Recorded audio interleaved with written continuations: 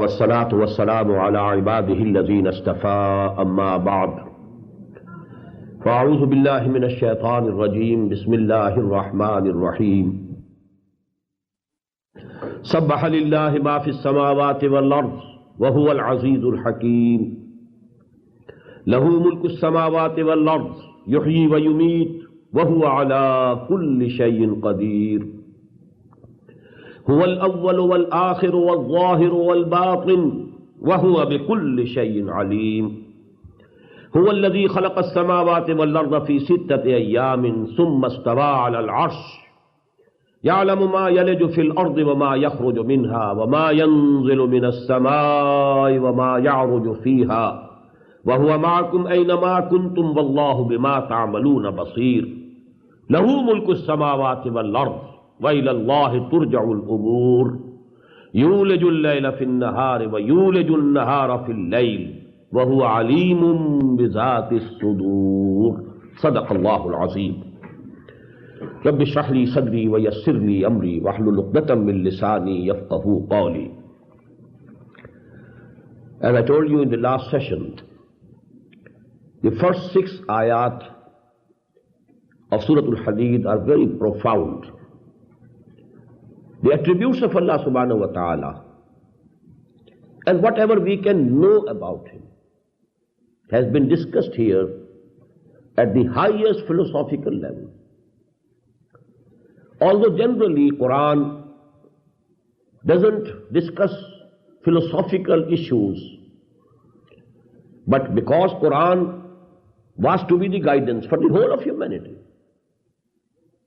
although the nation which was being addressed at that time, primarily, they were a nation of illiterate people, illiterate nation. By and large, very few people could only read or write, what to speak of philosophy and logic and so on and so on.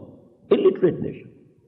So had Quran discussed philosophy openly in philosophical terms, it would have gone over their heads. They couldn't have followed it.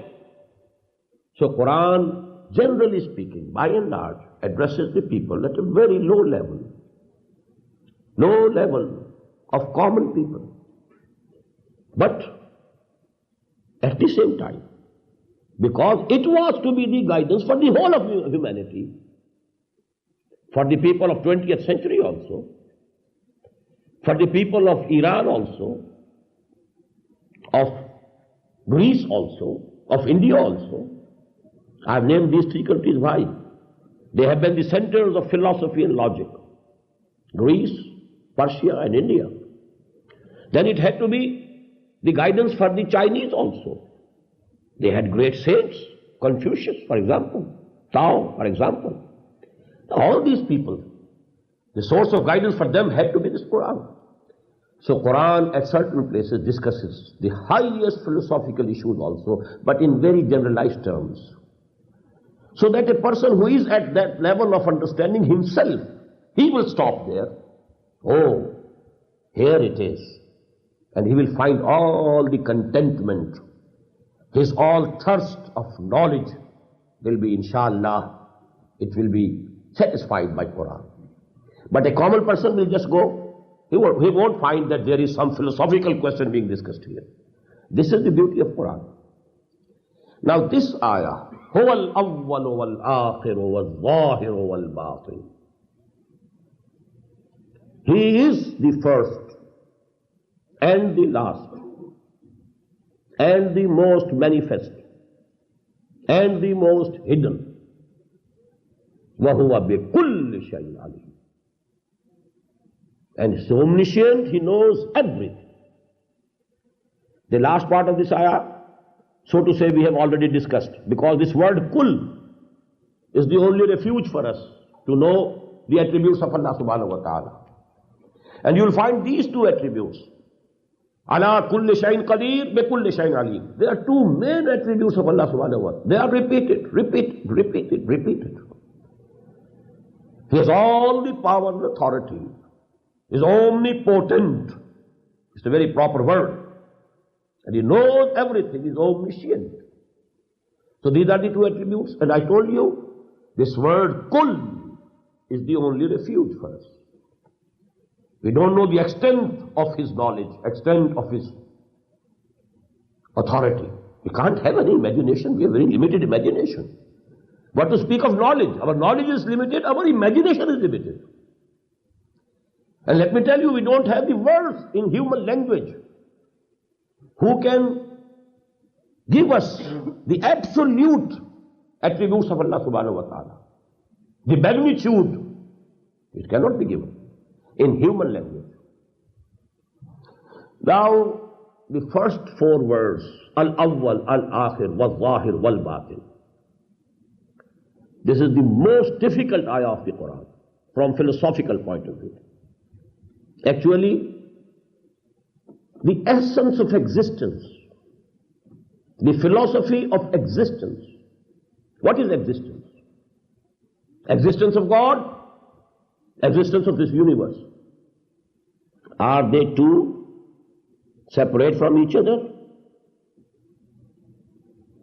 Is God away and away and away?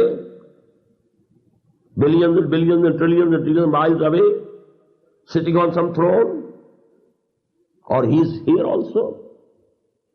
Huwa ma'akum aina ma kuntum. He is with you, wherever you are. Nahnu aqrabu ilayhi min hablil warid.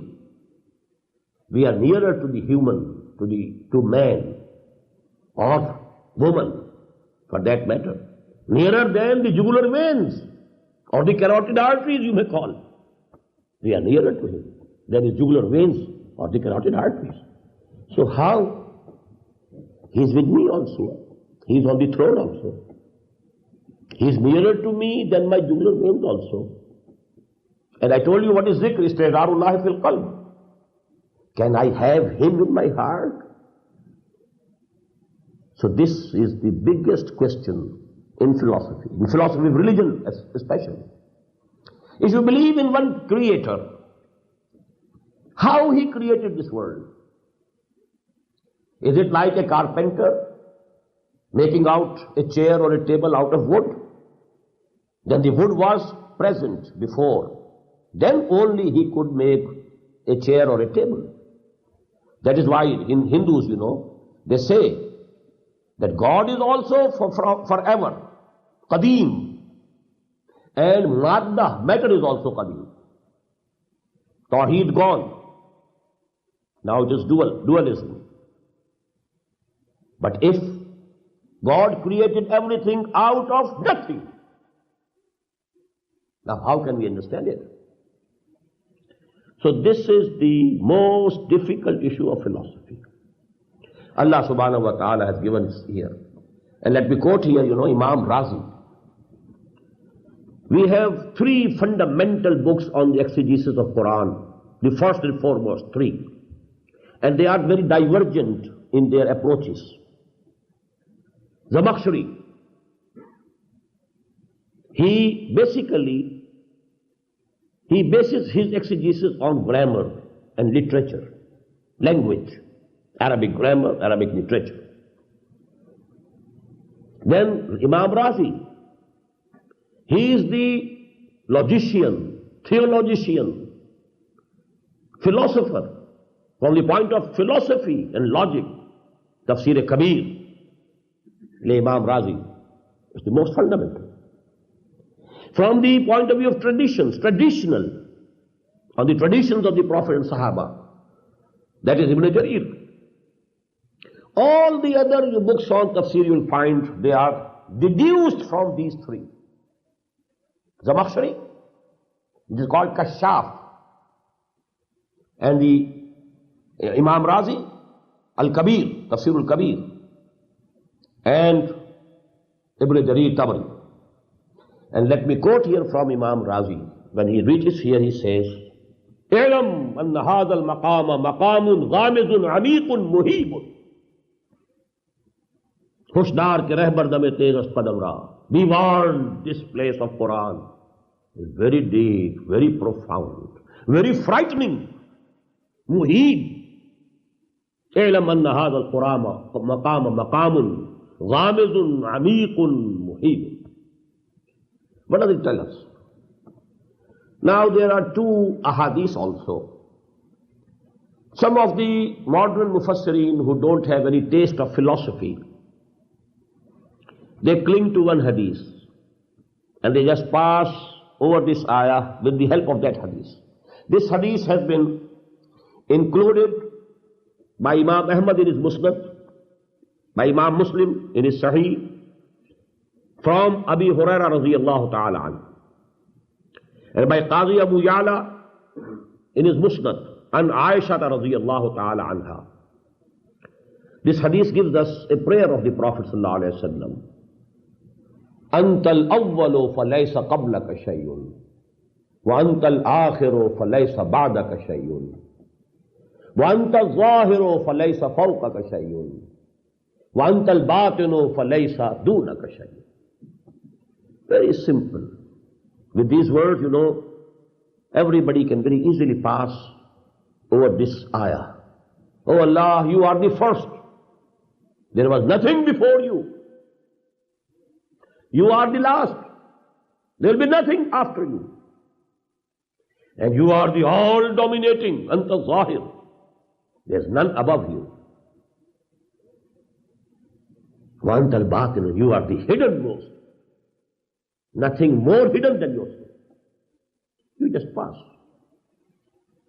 This is one aspect of understanding this ayah. Huwa al-awwal wal-akhir wal-zahir wal-batin. The other hadith, these people don't quote, who don't have any philosophical taste. This is again from the same Sahabi, the same companion, Abu Hurairah radiyallahu anhu. It has been included by Imam Tirmidhi in his Jami' and Imam Ahmad ibn Hanbal in his Musnad. Very interesting hadith. The Prophet has been reported to have said, لَوْ أَنَّكُمْ دَلَّيْتُمْ بِحَبَلٍ إِلَى الْأَرْضِ It's sufla, لَهَبِتْ عَلَى اللَّهِ ثُمَّ قَرَأَ النَّبِيُّ صلى الله عليه وسلم هُوَ الْأَوَّلُ وَالْآخِرُ وَالظَّاهِرُ وَالْبَاطِنُ. If you throw down a rope to the lowest of the earth, because in Surah Al-Talaq Allah subhanahu wa ta'ala has said there are 7 heavens and in the same manner 7 earths, although we can't understand it up till now. Maybe when knowledge goes more forward, advances, maybe then this ayah is revealed, and we should be able to understand it in full extent. So you will be translate this hadith. If you are throwing down a rope on the lowest part of this earth or on the lowest earth, it will go and rest on Allah. Allah is there also. There's no place in this universe where Allah is not present. He is omnipresent. لَوْ أَنَّكُمْ دَلَّيْتُمْ بِحَبَلٍ إِلَى الْأَرْضِ السُّفْلَى, the lowest. لَهَبِتَ عَلَى اللَّهِ ثُمَّ قَرَى النَّبِيُّ صلى الله عليه وسلم هُوَ الْأَوَّلُ وَالْآخِرُ وَالظَّاهِرُ وَالْبَاطِنُ. Now please, before I give you my understanding of this ayah, please note one point which is very important. At no other place in the whole of the Quran, this Wawul Atf, it never occurs between 2 attributes of Allah. You will never find Huwa al-Azizu wal-Hakimu. Huwa al-Azizu al-Hakim. No waw, no atf, no and in between. Even there are 8 in Surah Al-Hashr. Al-Malikul Quddusul Salamul Mu'minul Muhaiminul Azizul Jabbarul Mutakabbir. No waw. 4 in Surah Al-Jumu'ah. Al-Malikil Quddusil Azizil Hakim. 4. No waw. What does it mean? It's very important. Imam Farahi of India, as far as I know, my knowledge is not very vast. It's very limited. Maybe some other mufassir might have also said so. But as far as I know, he was the first to point to this thing, that which is very important. That among the attributes and names of Allah, there never occurs wow. Why? Because all the attributes of Allah are present in Him simultaneously. And wow, you know, it separates. At the same time, he is Al-Hakim, he is Al-Aziz, he is Al-Sami, he is Al-Basir, he is Al-Rafi, Al-Khafiz. At the same time, simultaneously. Therefore, nowhere you will find any wow between the attributes except this place. Huwa al-awwalu wal-akhiru wal-zahiru wal-batin. Why?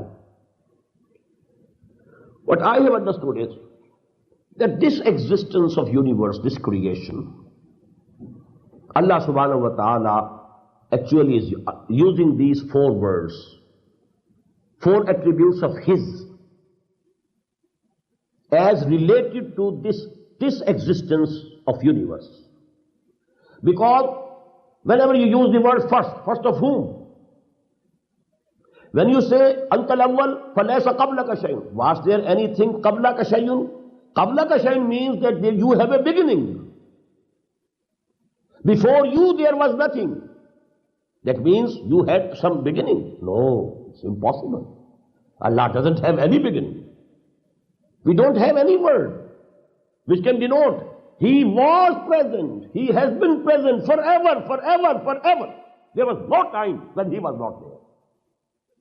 And He will live forever, forever, forever. There's not going to come any time when He will not be there. So, we have coined, terminology in philosophy. Al-Qadim. Al-Hadis. Hadis is something which was not present before, but then it came into existence. It's Hadis. This universe is Hadis.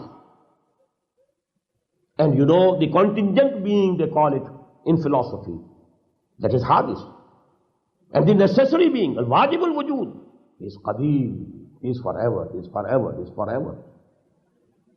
So actually, this universe, when it began, awwalu hadihil wujud huwa Allah. Before it began, there was Allah. Huwa al-awwal in this respect. He is the beginning of this universe. And when this universe will be, just Allah subhanahu wa ta'ala, yawma natwi as-samaa ka tayyi sijil lil kutub. He will just fold it. Just as they are saying in astronomy, that these galaxies are expanding like this in a spiral way. And then it will go again in the counter direction and come to a point again. So actually, He will be the last. This universe exists between these two limits. It has an awwal and an end. But He is the awwal, He is the end. He is the last. And now this universe, He is the manifest and He is the hidden. As far as His person is concerned, He is hidden. You can't know Him. As far as His attributes are concerned, He is just apparent, manifest, obvious. Everybody can see Him. Through His attributes, through His creation. إن في خلق السماوات والأرض واختلاف الليل والنهار والفلك التي تجري في البحر بما ينفع الناس وما أنزل الله من السماء من ماء فأحيا به الأرض بعد موتها وبث فيها من كل دابة وتصريف الرياح والسحاب المسخر بين السماء والأرض لآيات لقوم يعقلون. Only you should have eyes to see. You'll see the signs of Allah subhanahu wa ta'ala.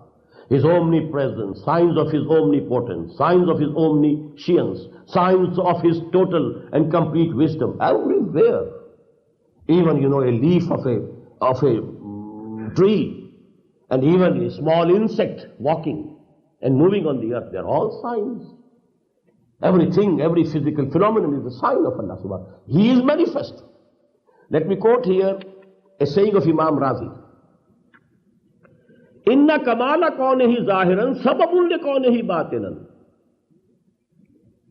Why is He hidden? Because He is most manifest. Therefore He is hidden. You can't see the sun. Why? Because you can't see to it directly. It is manifest. But when the sun, is shining, you can't see the boundary of the sun. Can you? So it is actually, it's the extreme manifestation of sun that has hidden itself, and you can't see it. فَسُبْحَانَ مَنِ اخْتَفَى عَنِ الْعُقُولِ لِشِدَّةِ ظُهُورِهِ وَاحْتَجَبَ عَنْهَا بِكَمَالِ نُورِهِ. He has hidden Himself behind the curtain of his manifestation. Not that he is hidden in that way, he is everywhere. Now this is actually, let me only refer here, there is much controversy in the Islamic world about some philosophers and saints of Islam who believe in Wahdatul Wujud, unity of being. Ibn Arabi, which some of the mystics say,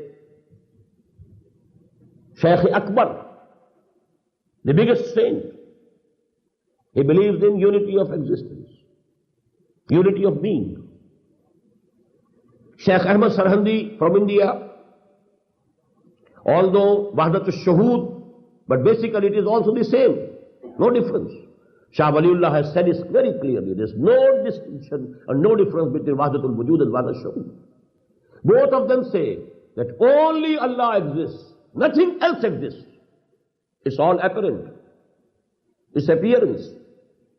Kullu ma fil kawn wahmun aw khayal aw uqusun fil maraya aw zilal. Whatever you see in this universe, they are shades or images.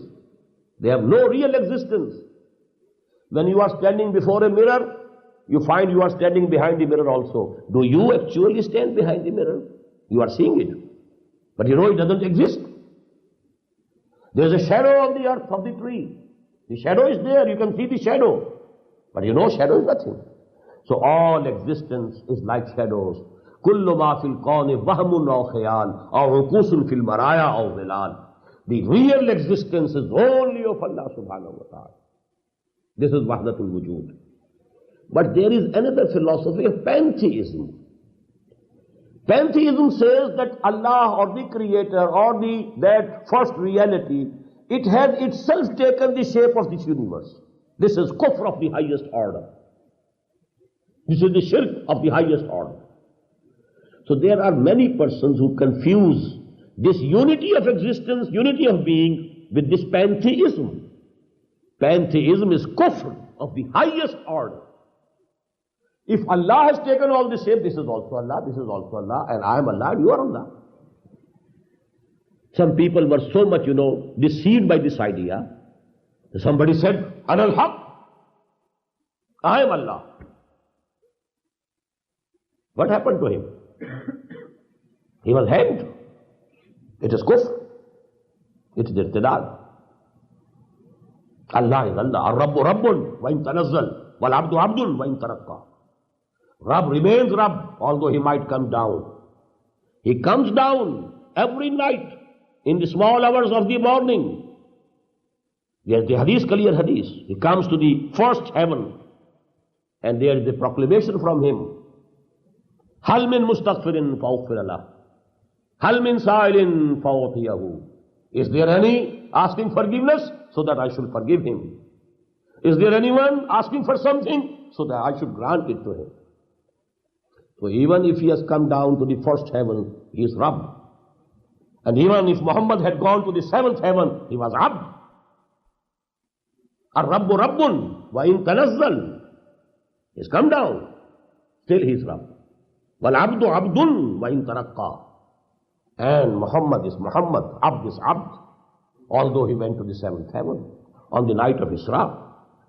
So actually, all these things, this is pantheism. That is no doubt kufr. But because some people can't differentiate between unity of being and pantheism, they are very angry with Shaykh Ibn Arabi or the like, whosoever believes in these philosophical ideas. I am mentioning only these things to you, so that whether you believe in them or not, these are questions of philosophy. It's material, immaterial. But don't please have misgivings about these saints of Islam, these Sufiya, who believe in Wahdatul Wujud. They believe in the unity of being and unity of existence, not in pantheism, none of them. So that misgiving should be removed from your minds. هو الأول والآخر والظاهر والباطن وهو بكل شيء عليم هو الذي خلق السماوات والأرض في 6 أيام. It is He who created all the heavens and the earth in 6 days. But what are those 6 days? Consisting of 24 hours? No. This day is our day of this planet.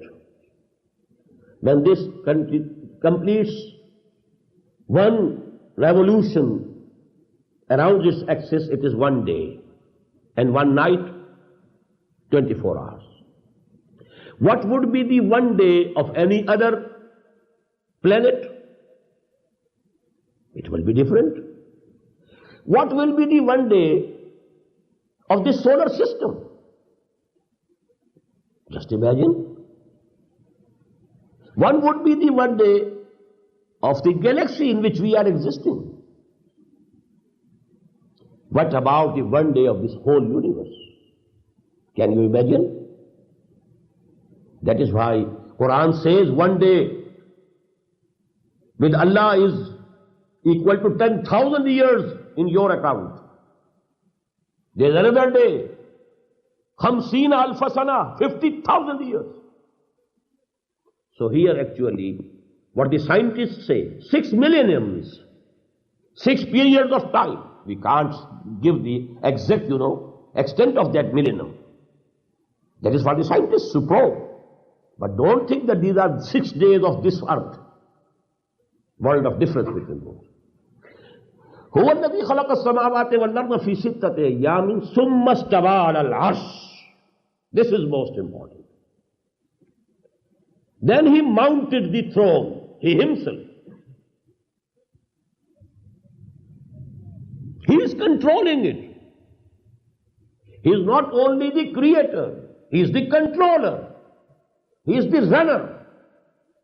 He is running this universe. يدبر الأمر من السماء إلى الأرض ثم يعرج إليه في يوم كان مقداره ألف سنة مما تعدون. This tadbir amr, he himself is doing it. Because, it's a very common idea with students of science. If you are a Muslim also, you believe in Allah. You believe that Allah created this universe. But now you are a scientist also. There are laws of chemical change and physical change and all physical laws. And this universe is going by its laws automatically. What has Allah to do with it then? He is only the creator, that's all. He created, then he is aloof. He is sitting somewhere aside. You might laugh, but this is the philosophy of Aristotle. Aristotle says, Allah has nothing to do with the running of this universe. And he says, Allah doesn't know the details. And all the philosophers, and most of the Muslim philosophers, they are actually in the line of Aristotle. He doesn't know the details. He has made laws, rules. The universe is now going on. Just as if a football player hits the football, now it is going by itself. Now he is not pushing all the time. He just imparted a momentum to it by the kick. Now it is going by itself. So Allah just created. And he set forth a set of laws, physical, chemical, etc., etc. And now this, and biological. And it's going on itself, by itself. This is kufr, this is ilhad, this is materialism. He is not only the creator, he is the mudabbir. Yudabbiru sama, yudabbiru amra min as-sama ila al-ard. He is controlling it. Not a single leaf of any tree can move without his permission. He has given attributes or properties to different things. Water, it quenches your thirst. It is a property with it. But if Allah commands, it will not quench your thirst. Go on drinking, go on drinking, go on drinking, and your thirst will not be finished and quenched. Fire, it is the property of the fire, imparted to it by Allah subhanahu wa ta'ala. It burns. But when there was command of Allah subhanahu wa ta'ala, Ya naru kuni bardam wa salaman ala Ibrahim, it didn't burn Ibrahim alayhi salatu wa salam. Water keeps its surface. It's the law, physical law. But when you know the staff, the asa of Moses, struck it, it just split into two. وَكَانَ كُلُّ فِرْقٍ كَالطَّوْدِ الْعَظِيمِ. Each side, stood like a rock. Because all properties to all things, all matter, have been given to them by Allah. And they are subject to the permission of Allah subhanahu wa ta'ala. Allah is not defunct, so to say. That after creation, He is defunct. He has nothing to do with this universe. No. ثُمَّ اسْتَوَىٰ عَلَى الْعَرْشِ. Then He mounted on the throne.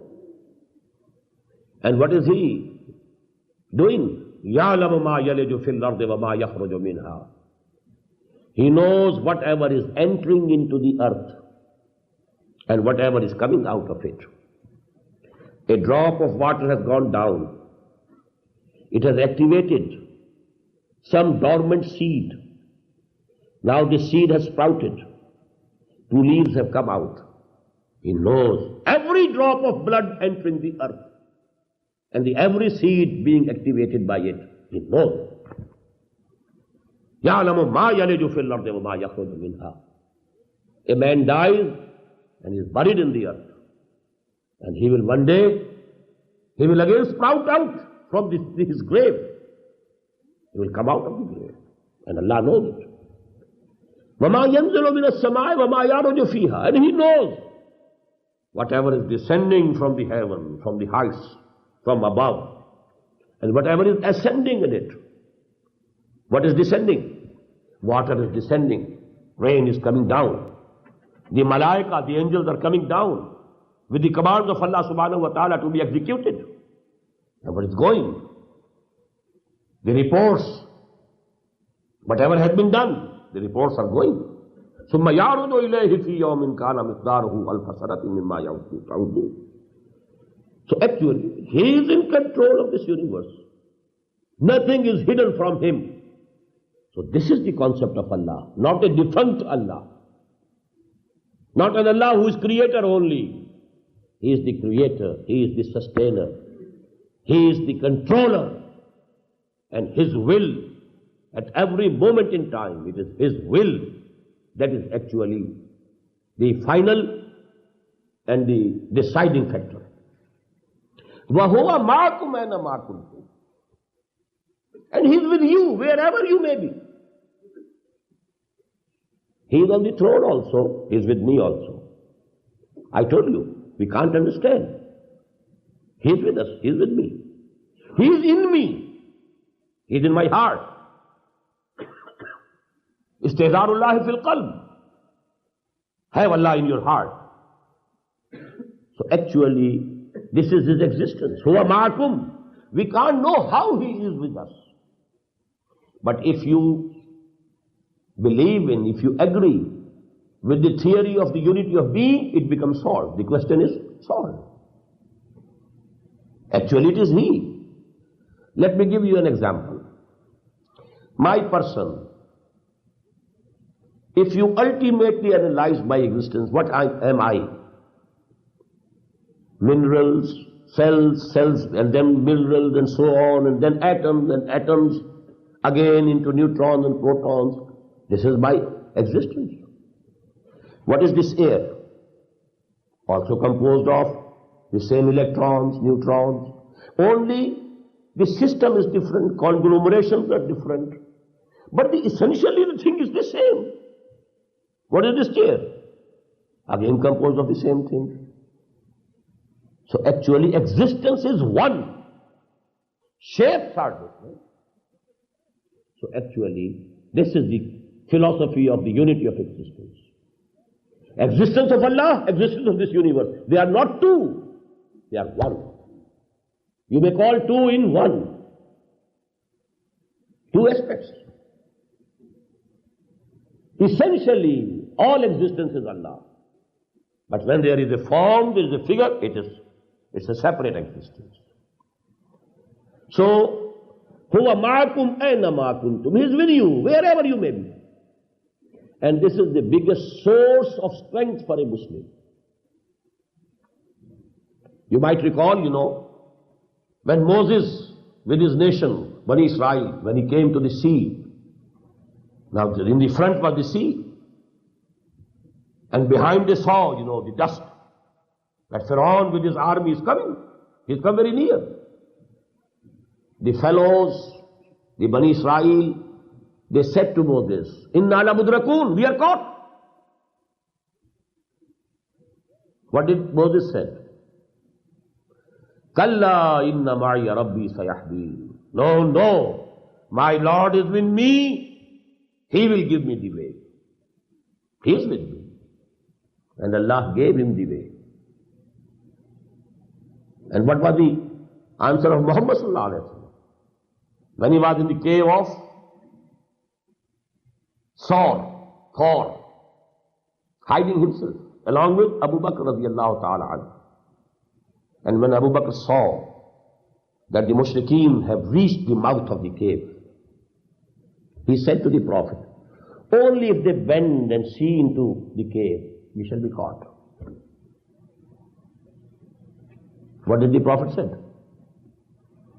What did the Prophet say? La tahzan, inna Allah ma'ana. Don't fear. Allah is with us. Huwa ma'akum aina ma kuntum. If we really believe it, and if I am sincere with Allah, I know that He is also sincere towards me. He can't forsake me. So, whom to fear them? And why to fear them? This is what is called wilaya. Ala inna awliya Allahi la khawfun alayhim wa la hum yahzanun. If you are sincere with Allah, can Allah be insincere towards you? If you love Allah, He will love you. If you help Him, He will help you. If you remember Him, He will remember you. Fazkuruni azkurkum. In tansurullaha yansurkum. You love Him, He will love you. So actually, if you are a sincere friend of Allah subhanahu wa ta'ala, what is awliya? Friends of Allah. If you are sincere, you are obeying Him. You are not trying to cheat Him. يُخَادِعُونَ اللَّهَ وَالَّذِينَ آمَنُوا. They are trying to cheat and deceive Allah and the people who believe. But they are not cheating or deceiving anyone except themselves. If you are trying to cheat or deceive Allah, you are deceiving yourself alone, none else. But if you are sincere, He is with you. And if He is with you, إِن يَنْصُرْكُمُ اللَّهُ فَلَا غَالِبَ لَكُمْ وَإِن يَخْذُلْكُمْ فَمَنْ ذَا الَّذِي يَنْصُرُكُمْ مِنْ بَعْدِهِ. If Allah is on your help, there can be none who can overpower you. But if He forsakes you, who will then be able to help you after that? هُوَ مَعَكُمْ أَيْنَمَا كُنْتُمْ وَاللَّهُ بِمَا تَعْمَلُونَ بَصِيرٌ. And whatever you are doing, He is seeing. Now just note the logical relationship. When He is with me, He is the eyewitness of everything I am doing. He doesn't need any report of the angel, does He? Then why these angels are here? Kiraman Katibin, why are they writing? Why are they recording all what I am doing, what I am saying? Allah doesn't need it. It's only so that you can be confronted with your record on the Day of Judgment. Because the axiom in this world is also, justice should not only be done, it should also appear to have been done. You will be confronted with your record. اقرأ كتابك كفى بنفسك اليوم عليك حسيبا. Come on, read your record yourself. You are sufficient to judge. Otherwise, Allah doesn't need it. Allah knows everything directly. Allah sees everything directly. هو السميع هو البصير هو العليم هو الخبير. عليم بذات الصدور. He knows whatever is there in your heart. So He is the eyewitness to everything. وهو بكل شيء بصير. والله بما تعملون بصير. Again note please. له ملك السماوات والأرض. I gave you. You can gauge, you can guess the importance of this concept. Divine sovereignty. One of the basic corollaries of Tawheed. Tawheed is not only an aqidah.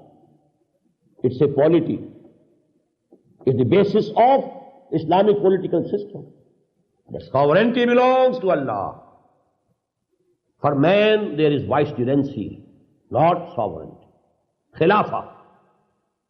Inni ja'ilun fil ardi khalifa. Ya Dawood, inna ja'alnaka khalifatan fil ard. وعد الله الذين آمنوا منكم وعملوا الصالحات لا يستخلفنهم في الأرض. Khilafah. No more, no sovereignty. You are not the ruler, he is the only ruler. You are not sovereign, he is the only sovereign. All you have is vicegerency. And what's the function of a vicegerent? Whatever command comes from the ruler, the real monarch, the real sovereign, you have to execute it. Where there is no express orders or instructions, there you can use your best judgment. This is in essence the reality of vicegerency. Wherever there is express command, you don't have any say in it. You can't change it. You have to implement it as such, enforce it as such. But wherever there is no express instruction, you make ijtihad. You make the best judgment. It's up to you. It's a partial autonomy that is given to you as vicegerent of Allah on earth. Lahu mulku samawati wal ard wa ila Allahi turja'ul umur. Now this is another aspect of the sovereignty. All the matters are finally decided by whom? By the ruler. In the same way, all the matters will be made to return to Allah. Turja'un is passive voice. Some people have translated all the matters will return to Allah. Wrong. وَإِلَى اللَّهِ يَرْجُعُ الْأُمُورِ nahi hai, tarju'ul umur nahi hai, turja'ul umur, passive voice. They will be made to return per force, whether you like it or not, whether anybody likes it or not. They will have to be returned to Allah subhanahu wa ta'ala for the final judgment, for the last judgment. وَإِلَى اللَّهِ تُرْجَعُ الْأُمُورِ. That's the highest court of appeal. يُولِجُ اللَّيْلَ فِي النَّهَارِ وَيُولِجُ النَّهَارَ فِي اللَّيْلِ. He causes the night to enter into the day, and he causes the day to enter into night. What does it mean? Sometimes night is increasing, day is decreasing. So to say, night is entering into day. Or the reverse, day is increasing, night is decreasing. The day is entering into the night. But here again, passive voice. Here again, Allah does so. Not that the day is itself entering into night, or the night is by itself entering into day. Yulijo. Awlaja yulij. Walaja yalejo, to enter yourself. If you are yourself entering, walaja yalejo. But awlaja yulijo ilajan, babul if'al, to make something enter. So he makes the night to enter into the day, and he makes the day to enter into the night. وَهُوَ عَلِيمٌ بِذَاتِ الصُّدُورِ. And he knows everything which is whatever is in the hearts, in the minds of the people, or all creatures. Now you see, his attribute of knowledge, how many times it has been repeated? Basirum bima ta'malun. He is seeing, he is the eyewitness to whatever you are doing. Alimun bizati sudur. He knows whatever is there in your minds and hearts.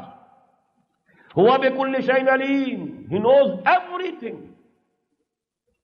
So emphasis on his knowledge. Why? Why is this emphasis on the omnipotence and omniscience of Allah subhanahu wa ta'ala? Please understand. The biggest, mistake that humans have done is regarding the resurrection. How can Allah revive us when we will be dead? Centuries ago, our bodies would have been disintegrated. Rizaman nakhira. Our bones also, they will have degenerated. How can we be again revived? What's the answer? Huwa bi kulli shay'in qadir. He can do everything. You believe in Allah? Yes, yes, I do. Do you believe that He is ala kulli shay'in qadir? Yes, I do. Then you have no right to suspect, to have any suspicion. When you say He is capable of doing everything, does this resurrection is not included in that everything? Was it easy to create for the first time, or is it easier or difficult, more difficult to create for the second time? Everybody knows to do something for the first time is more difficult. When you have done it once, it becomes easier to you for the second time. So why should it be impossible for Allah subhanahu wa ta'ala to create you for the second time? And the second, misunderstanding has been, how can Allah know all the details of what we are doing? Doesn't He have any other job to do? He was all watching me. How can He know the details? So this, waswasa, that is eliminated. Wallahu basirun bima ta'malu. Huwa ma'akum aina ma kuntum. Wallahu bikulli shay'in alim. Huwa alimun bi dhati sudur. Hammer it into your minds and hearts. Then all these doubts will disappear. So these are the 6 ayats of this Surah Al-Mubarakah. As I told you, I couldn't discuss in detail the philosophy of Wahdatul Wujud or Wahdatul Shuhud and so on. All that I wanted was that please make a differentiation between Wahdatul Wujud and Hamaust. Hamaust is pantheism. Wahdatul Wujud is something else. Our Sufia, our mystics, whether he is Ibn Arabi or Rumi or anybody else, they all believe in Wahdatul Wujud, not pantheism. Please note it. Now comes the second part of this surah. This is Allah. I remember the ayah, Zalikumullahu Rabbi alayhi tawakkaltu wa ilayhi unib. This is Allah, whom I have accepted as my Lord. The Allah who is being glorified by everything on this earth and in heaven. Allah, Ul Azizul Hakim, who is to whom belongs the kingdom and sovereignty of all heavens and earth, who is the first and the last and the most manifest and the most hidden, who knows everything, who created all earth and heavens in 6 days, and then He ascended the throne, He mounted the throne, He knows everything. يَعْلَمُ مَا يَلِجُ فِي الْأَرْضِ وَمَا يَخْرُجُ مِنْهَا وَمَا يَنْزُلُ مِنَ السَّمَاءِ وَمَا يَعْرُجُ فِيهَا وَهُوَ مَعَكُمْ أَيْنَمَا كُنْتُمْ وَاللَّهُ بِمَا تَعْمَلُونَ بَصِيرٌ. He is the Allah. These are the attributes of Allah. Whether you believe it or not, that's the question. Therefore, the next 5 ayat of this surah are, again, I am using the same word because my vocabulary, English vocabulary, is very limited. I don't know another word. Most profound. What are the 2 demands from you? Only 2 demands. If you fulfill those demands, you succeed. Why are you failing to fulfill these 2 demands, O Muslims, while you call yourself Muslims? This is the subject of the next 5 ayat. Aminu billahi wa rasulihi. Demand number 1. Have faith in this Allah and His messenger. Sallallahu alayhi wa sallam. But this faith should not be limited to verbal attestation, to lip service. Real faith, real belief, burning faith, real conviction.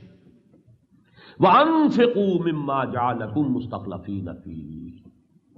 Second demand, and expend from everything in which we have given you vicegerency. Very profound words.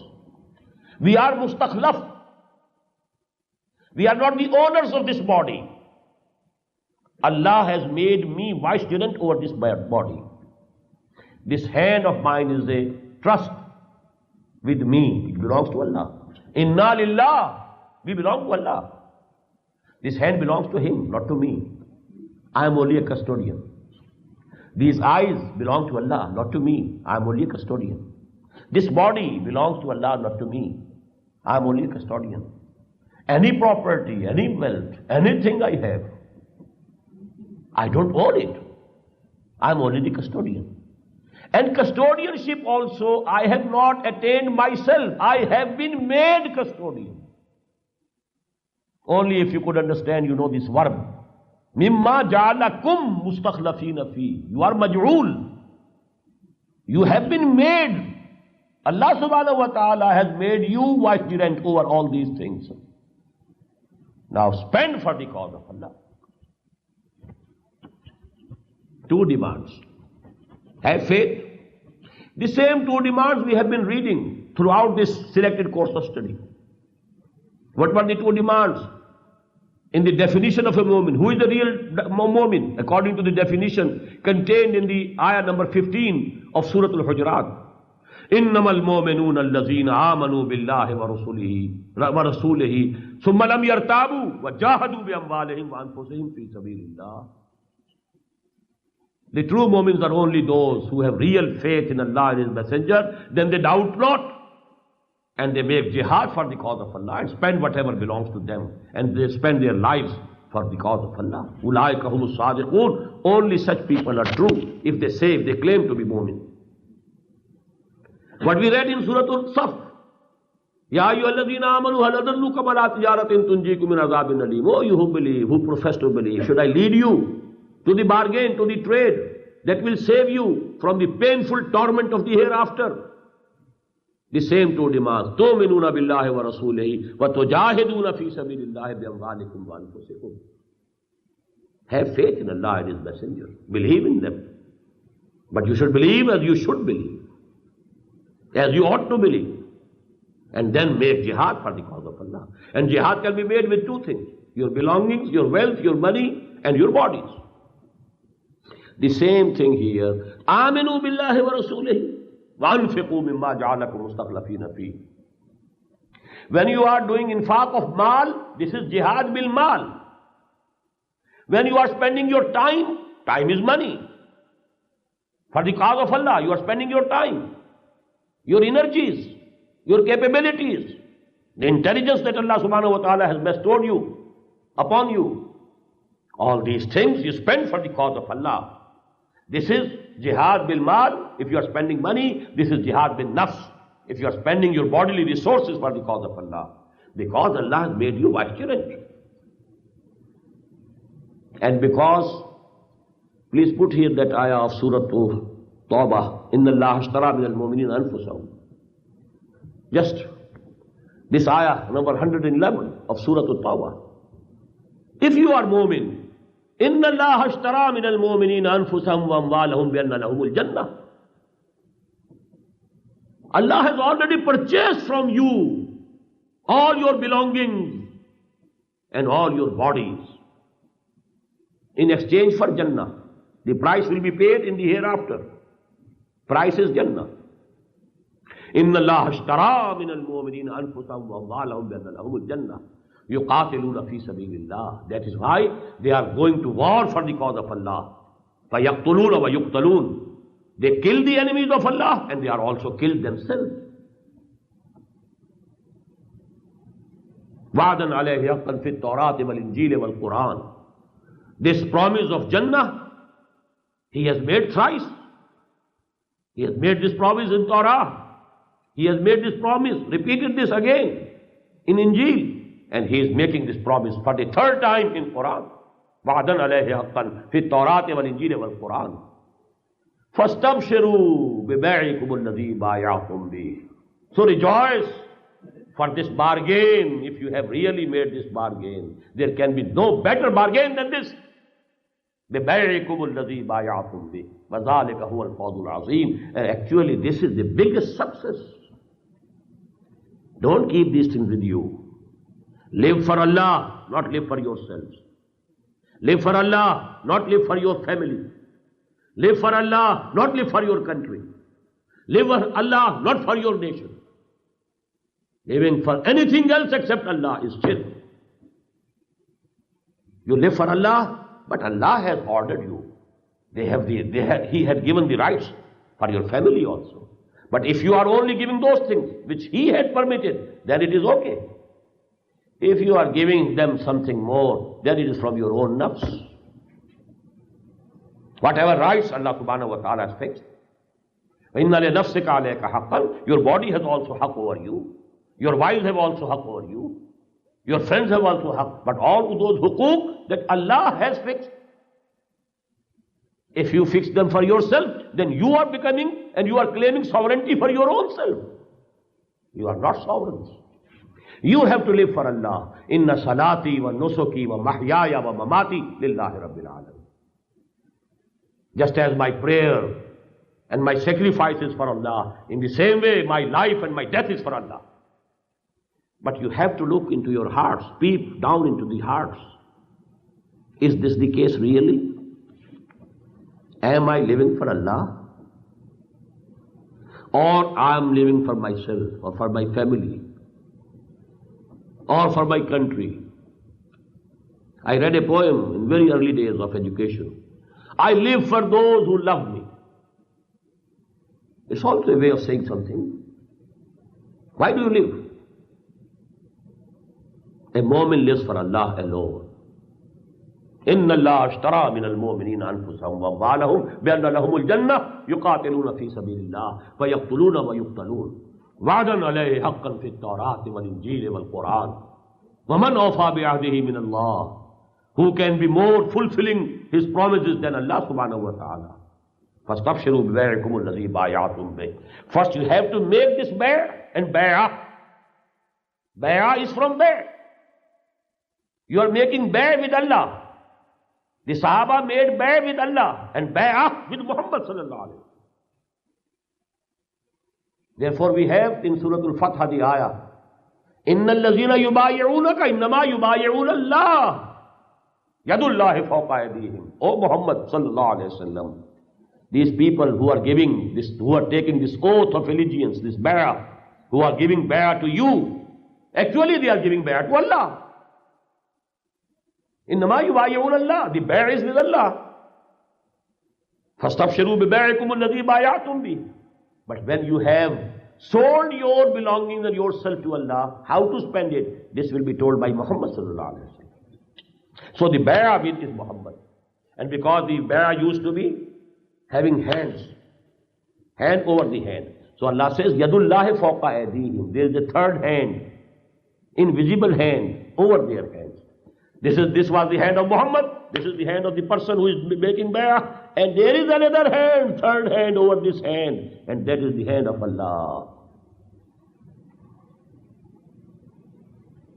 إِنَّ الَّذِينَ يُبَايِعُونَكَ إِنَّمَا يُبَايِعُونَ اللَّهَ يَدُ اللَّهِ فَوْقَ أَيْدِيهِمْ فَمَنْ نَكَثَ فَإِنَّمَا يَنكُثُ عَلَى نَفْسِهِ.